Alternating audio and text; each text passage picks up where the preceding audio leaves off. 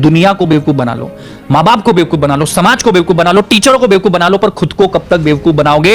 Exam clear नहीं हो रही, 1-1.5 साल समझ लो, नहीं आ रही, औकात नहीं है एग्जाम क्लियर करने की, छोड़ दीजिए। वो किताबें किसी काम की नहीं हो, सरकारी नौकरी किसी काम की नहीं। हेलो दोस्तों, बहुत बहुत स्वागत है आपका। मैं हूं अदनान आदिल। दोस्तों, कोविड के टाइम पे बहुत सारी प्रॉब्लम्स चल रही थी, लोग फेस कर रहे थे, घर पे बैठना पड़ गया था, पढ़ाई लिखाई ठप पड़ गई थी। लेकिन उसी के बीच कुछ ऐसी अच्छी चीज़ें भी हुई थी, जैसे कि आपको मैं बता दूं, एजुकेशन के नाम पे जो धंधा चल रहा था उस पर एक लगाम लग चुकी थी। जितने भी प्राइवेट कोचिंग सेंटर्स थे, जो बड़ी बड़ी मछलियाँ थी मार्केट की, उन सभी पे एक लगाम लग गया था और वो सभी काफ़ी परेशान हो चुके थे। बच्चों को वहीं दूसरी तरफ काफ़ी खुशी मिली थी कि उनको जो है घर पे टाइम मिल पा रहा है, घर से वो पढ़ाई कर पा रहे हैं। ऑनलाइन लर्निंग उस समय काफ़ी ज़्यादा ब्लूम हुई थी, जस्ट बिकॉज बाहर आना जाना जो है रेस्ट्रिक्ट हो चुका था स्कूल कोचिंग सेंटर्स वगैरह पे। अब ऑनलाइन लर्निंग प्लेटफॉर्म्स ब्लूम कर रहा था। जितने भी यूट्यूब्स पर जो है कई सारे चैनल्स बन रहे थे, कई सारे टीचर्स यूट्यूब पे आकर फ्री एजुकेशन दे रहे थे। वहीं दूसरी तरफ ऑनलाइन लर्निंग प्लेटफॉर्म में एक बड़ा मगरमच्छ सामने आया, जिसका नाम एडटेक लर्निंग प्लेटफॉर्म्स, जो कि ऑनलाइन लर्निंग प्लेटफॉर्म्स। अब उन्होंने क्या किया? उन्होंने सोचा कि ऑफलाइन का मार्केट धीरे धीरे जो है ठप होता जा रहा है, हम क्यों ना नया धंधा स्टार्ट करें, नया बिजनेस स्ट्रैटेजी लेके आए, नए तरीके से लोग बेवकूफ़ बनाए। फ्री में स्टडी मटेरियल्स, फ्री में चीज़ें एक्सेस अपनी साइट्स पर देना शुरू कर दिए। और वहीं दूसरी तरफ बात करें इंडिविजुअली जिन्होंने स्टार्टअप किया, कुछ टीचर्स ने, उन्होंने जो है फ्री में यूट्यूब पर जो वीडियोस डालना शुरू कर दिया। यूट्यूब पर वीडियोस फ्री ही होती हैं, सब्सक्रिप्शन के भी चार्जेस नहीं लगते हैं। वहाँ पर लोग फ्री में एजुकेशन गेन करने लग गए।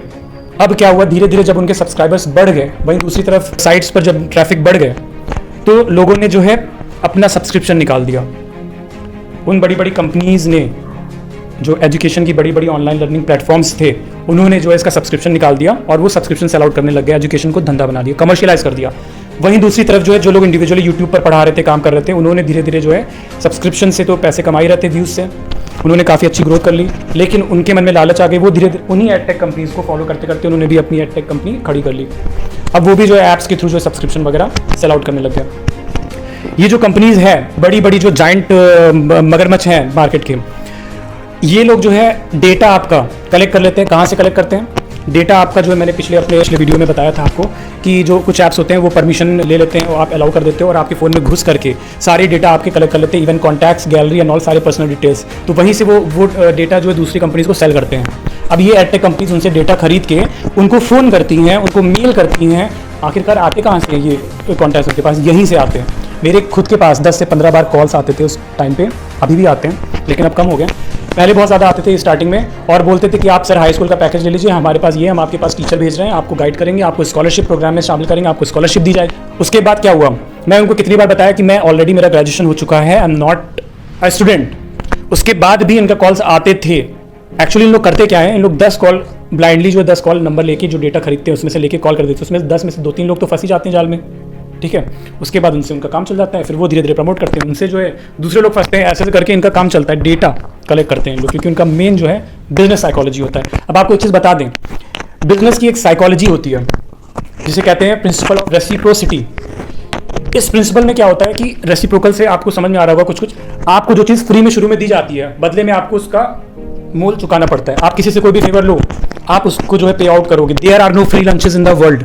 दुनिया में कोई भी फ्री में मिलने वाला जो है डिनर या लंच नहीं है। इसका मतलब ये एक मुहावरा, इसका मतलब ये हुआ कोई भी चीज़ दुनिया में फ्री में नहीं मिलती है। अगर आप किसी का फेवर कर रहे हो तो इस उम्मीद में कर रहे हो कि वो भी आपका कभी ना कभी फेवर करेगा।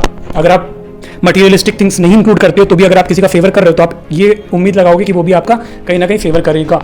उसी तरह से यहाँ पर एक सेल्समैन है, आपको फ्री में फ्रीबीज वगैरह देता है, उसका मेन मोटिव क्यों होता है? क्या होता है मेन मोटिव? कि फ्री में चीज़ें देके आपको जो है एक फ्री कस्टमर से बाद में पेड कस्टमर बनाना। ये जो फ्रीमियम और से प्रीमियम कन्वर्जन होता है इन कंपनीज का, ये एक बिजनेस स्ट्रेटेजी फॉलो करती हैं, साइकोलॉजी को फॉलो करती हैं। अब क्या होता है इसमें कि जो चीज़ आप किसी से ले रहे होते हो उसको आपको रिटर्न करना होता है। जो हार्वर्ड बिजनेस कॉलेज है, वहाँ का एक रिव्यू है सामने आया, सर्वे सामने आया, जिसमें कि जो जितने भी ये फ्री के कस्टमर्स होते हैं, फ्री के जो भी क्लाइंट्स होते हैं, ये आपके 25% तक प्रीमियम क्लाइंट्स, पेड क्लाइंट्स जो है बनाते हैं। प्रीमियम से प्रीमियम 25% लोग कन्वर्ट हो जाते हैं। नेक्स्ट जो चीज़ आती है, इनका कमर्शियलाइजेशन करने का यूज़ क्या है? जब आप यूट्यूब से पैसे ऑलरेडी कमा रहे हो, यूट्यूब आपको पैसे दे रहा है, सब्सक्राइबर्स आपके इतने बन गए हैं, तो आपको अलग से ऐप लेके सब्सक्रिप्शन देने की, पैकेज बनाने की, पेड पैकेज बनाने की ज़रूरत ही क्या है? एजुकेशन ऐसी चीज़ है जिसे फ्री होना चाहिए, और एजुकेशन आज के टाइम पे भी फ्री है। गूगल पे लेके, यूट्यूब पे लेके जो चीज़ें आपको वहाँ मिल जाएंगी वो आपको कहीं नहीं मिलेंगी। आप उस पर सर्च कर सकते हो, फ्री में नॉलेज, एजुकेशन गेन कर सकते हो, कोई भी नॉलेज हो आपको। लेकिन लोग उनके चक्कर में ना पड़ के इन प्रीमियम्स के चक्कर में पड़ते हैं और लोगों को पता भी नहीं चलता कि कब वो फ्री सर्विसेज पेड सर्विसेज में कन्वर्ट हो जाती है। वो आपके क्रेडिट कार्ड्स वगैरह ऐड करवाते हैं और कई बार तो ऐसा होता है कि जो ई मैंडेट करवाते हैं जिससे कि आपका जो है हर महीने सब्सक्रिप्शन का पैसा कट जाता है आपके अकाउंट से ऑटोमेटिकली। ई मैंडेट साइन करवाते हैं जैसे कि आपका लोन फाइनेंस कंपनी करवाती है, सेम ये वही प्रोसेस है। मतलब कि एजुकेशन को भी जो है क्या धंधा बना दिया गया है कि इसमें हर एक ऑप्शन से EMI में भी एजुकेशन उपलब्ध है, पोस्ट पे भी है, प्रीपेड भी है, सब चीज़ें इसमें अवेलेबल हैं। मतलब कि किसी कोई भी तरीका छोड़ा नहीं है आपको लूटने का, बेवकूफ़ बनाने का। अब इसमें छोटी क्लासेस भी शामिल हैं, 10th 9th 10th 11th 12th, इनको कंपटीशन के नाम पे ल्योर किया जाता है। कई सारी ऐसी फैमिलीज हैं उनको जो बेवकूफ़ बनाया जाता है, टारगेट किया जाता है, खासतौर पे मिडिल क्लास के लोग जो कि अपना सब कुछ न्यौछावर करने के लिए तैयार हैं, अपने बच्चों की पढ़ाई के पीछे घर बार खेत ज़मीन जायदाद सब बेचने के लिए तैयार होते हैं अपने बच्चों का सुनहरा भविष्य के लिए। लेकिन ये कंपनीज आपको ल्योर करती हैं, अपना बैंक बैलेंस बढ़ाती हैं और आपको आपका टाइम वेस्ट करती हैं, आपका पैसा वेस्ट करती हैं, आपके बच्चों का टाइम वेस्ट करती हैं, बहुत जो कि बहुत ही इंपॉर्टेंट होता है। दोस्तों, सर्वे में गवर्नमेंट द्वारा एक सर्वे किया गया था जिसमें कि सिर्फ इंडिया के 30% स्टूडेंट्स ही मोबाइल चलाते हैं। तो ऑनलाइन लर्निंग का फायदा जो है तो उनको मिलता है जो कि बहुत पैसे वाले होते हैं या फिर मिडिल क्लास होते हैं, जो पुअर होते हैं उनको कहाँ से मिलता है। और आपने देखा होगा कि ज़्यादातर जो एग्जाम्स क्रैक करते हैं, चाहे वो आपके IAS PCS हो, चाहे वो जो भी हो, ये पुअर बच्चे ही क्रैक करते हैं जिनके पास ना मोबाइल फ़ोन होता है, ना ही कोई ऑनलाइन इंटरनेट की सुविधा होती है। बुक्स के थ्रू करते हैं, अपने सेल्फ स्टडी के थ्रू करते हैं। जिस तरह से जो है जिम जाने के लिए 80% आपका डाइट इंपॉर्टेंट रखता है, इसी तरह से 80% जो आपका सेल्फ स्टडी ही इंपॉर्टेंट रखता है और 20% सिर्फ आपका कोचिंग ट्यूशन से आपका आता है। आपको जो है फैक्ट्री की तरह इस्तेमाल किया जा रहा है। फैक्ट्री में जैसे प्रोडक्ट्स बनाए जाते हैं वैसे आपको बनाया जा रहा है वहाँ पे। डिफेक्टेड प्रोडक्ट्स जो है सब लोग इफेक्टिव नहीं होते हो, डिफेक्टेड प्रोडक्ट बाद में बने उनको फेंक दिया जाता है, बर्बाद हो जाते हैं, उनका टाइम बर्बाद होता है, वेस्ट होता है। उनको क्रैक करना होता है। जिनको 10th 12th में अच्छे मार्क्स चाहिए होते हैं वो खुद से मेहनत करके भी कर सकते हैं। जब 30% लोग सिर्फ उनके पास स्मार्टफोन है, बाकी के न मेजॉरिटी के पास स्मार्टफोन नहीं है स्टूडेंट्स के पास, वो लोग अपनी पढ़ाई कैसे करते हैं। इसका खात्मा जो है नेचुरली कोविड की वजह से हुआ, लेकिन कोविड में दूसरे मगरमच्छों ने अपना पैर जमा लिया। गवर्नमेंट ने इन सभी चीज़ों से कॉशन किया है, सतर्क किया है, सावधान किया है कि ये जितने भी ऑनलाइन लर्निंग प्लेटफॉर्म्स हैं ये वल्नरेबल फैमिलीज को टारगेट कर रहे हैं। जो फैमिलीज जो है पढ़ाई के पीछे जो है अपने आप को समर्पित कर देती हैं, अपने बच्चों की पढ़ाई के पीछे उनको टारगेट कर रहे हैं। 30% सिर्फ स्टूडेंट्स की पॉपुलेशन को टारगेट कर रहे हैं, क्योंकि जिनके पास फ़ोन नहीं उनको ये टारगेट नहीं कर सकते हैं, जिनके पास पैसे नहीं उनको टारगेट नहीं कर सकते हैं। 90% स्टूडेंट्स गरीब उस बैकग्राउंड से आते हैं, जिनके पास फीस देने के पैसे नहीं होते, जिनके पास फ़ोन तक लेने के पैसे नहीं होते हैं। उनके बारे में ये क्यों नहीं सोचते हैं? क्या वो लोग टॉप नहीं करते हैं? क्या वो लोग पास नहीं करते हैं? इवन वही लोग सबसे ज़्यादा एग्जाम्स क्रैक करते हैं, चाहे वो IAS PCS का हो, चाहे वो मेडिकल इंजीनियरिंग का एग्जाम हो। सक्सेस पाने के लिए पेशेंस, हार्डवर्क, डिटर्मिनेशन, परसिवरेंस और डेडिकेशन की जरूरत है, ना कि इमोशंस। इमोशंस आपको सक्सेसफुल नहीं बना सकता है। आप जब इमोशनल होंगे आप बेवकूफ़ बनेंगे, लोग आपका फ़ायदा उठाएंगे। इमोशनल फूल मत बनिए। इमोशन की सक्सेस में कोई जगह नहीं होती है, इमोशंस की कहीं कोई जगह नहीं है सक्सेस में। टेलीग्राफ न्यूज़ का आर्टिकल है, एक edtech companies trying to dupe parents through free services. लोगों को फ्री सर्विसेज दे के बेवकूफ़ बना रही हैं ये एडटेक कंपनीज। मैं नहीं कह रहा, ये द टेलीग्राफ का आर्टिकल है। ऐसे ही प्रिंट ने भी बोला था, जिनके पास ना स्मार्टफोन्स, ना कोई कंप्यूटर, ना लैपटॉप, ना इंटरनेट कनेक्टिविटी, कुछ नहीं है, उनको जो है ऑनलाइन से कैसे पढ़ाया जाएगा, ये बहुत बड़ी चुनौती थी। उड़ीसा में एक महिला ने अपनी बेटी की ऑनलाइन पढ़ाई के लिए अपना कान का सोने की उसको बेच दिया था, जो उसने उसकी शादी में देने के लिए रखा हुआ था। फ़ोन बेचने के बाद पता चला कि ऑनलाइन लर्निंग प्लेटफॉर्म्स जो है पहले फ्री से जो है वो उन्होंने चार्ज करना शुरू कर दिया सब्सक्रिप्शन बेसिस पे। अब घर वाले उसमें टेंशन में आ गए, लोन लेके वो भी करके दे दिया। रिजल्ट नतीजा कुछ नहीं आया। अरे जब आपका बच्चा जो है सेल्फ स्टडी नहीं करेगा, ऑनलाइन पढ़ के थोड़ी देर वीडियो देख के एंटरटेन हो के रख देगा चीज़ें, तो कहाँ से आपको सक्सेस मिलेगा। था हिमाचल प्रदेश का, उसने अपनी बेटी की पढ़ाई के लिए जो है स्मार्टफोन का लोन चुकाने के लिए अपनी इकलौती गाय को जो है सेल आउट कर दिया था। वो गाय उसकी लिवलीहुड, जीविका चलाने का एकमात्र साधन था, उसको भी उसने बेच दिया। नतीजा क्या मिला? कुछ नहीं। अलग अलग नाम से, अलग अलग मोटिवेटेड नाम से, हीरो के नेम से वो सारी चीज़ें जो है वो लोग लॉन्च कर रहे हैं। उस चीज़ों को समझने की आपको ज़रूरत है यार।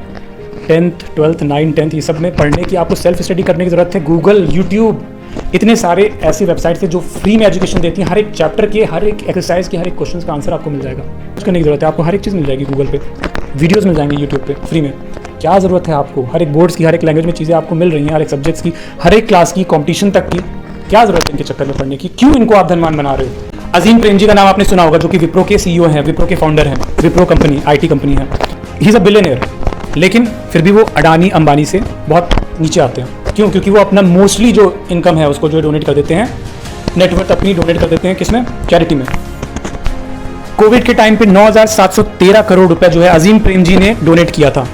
वहीं अंबानी की बात करें तो 500 करोड़ रुपए डोनेट किया था। जबकि अंबानी के पास उनसे कई गुना ज़्यादा पैसा है।